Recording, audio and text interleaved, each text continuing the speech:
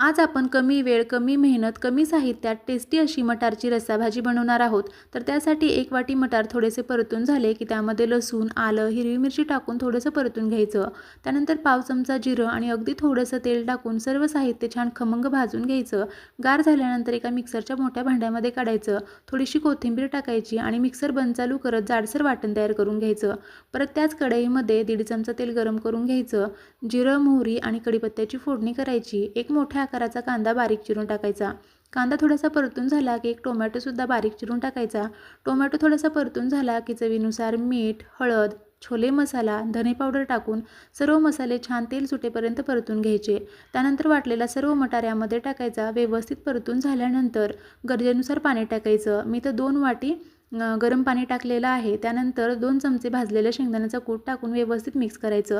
झाकण लावून 3 ते 4 मिनिट भाजी शिजवून घ्यायची. तयार आहे मस्त अशी रस्सा भाजी.